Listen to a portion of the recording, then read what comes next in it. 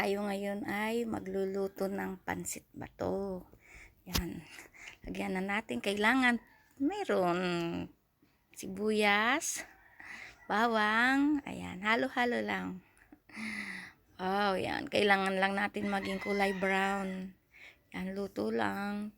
Tapos, ayan nga pala ang aking recipe sa pansit bato. Kailangan lang konting lang para magiging masarap. Hindi man siya kaharamihan po ng sahog at ang akin nabili ay atay lang. Yan lang ang kaya ng ating budget para sa almusal natin. Ayan. Yan pala ay sariling ko lang yan. Wala akong ginayang recipe at sarili ko lang. Yan. Basta masarap, di ba? Nasa pagluluto naman yun. Nga pala, hindi ko na naipakita yung paglagay ko ng aking repolyo. Ayan, hiniwa ko lang siya ng maliliit. Lagyan ko muna. Iwan ko ba kung tama po ba yung pagluluto ko. Comment naman dyan sa tamang pagluluto ng pansit bato. Ayan. Dahil kung na siya, lagyan ko na siya ng tubig. Tapos may konting pala yung patis, tapos toyo. Yan ng pansit bato.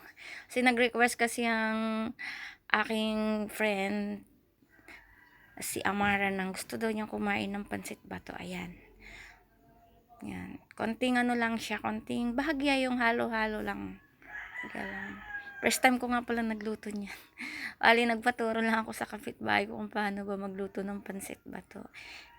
Kung umuwi ako sa bahay namin, ayan, doon ako nagluto kasi para naman matikman ng aking mga anak. Ayan. Sige, luto lang.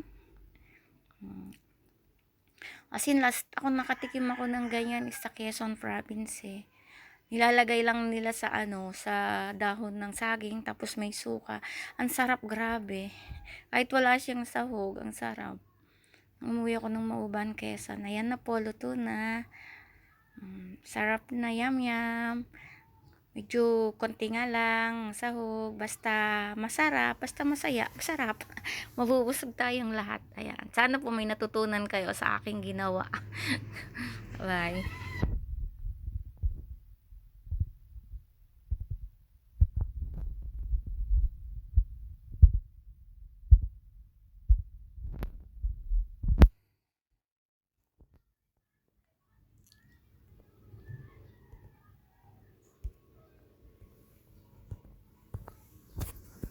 Pagsasave na sa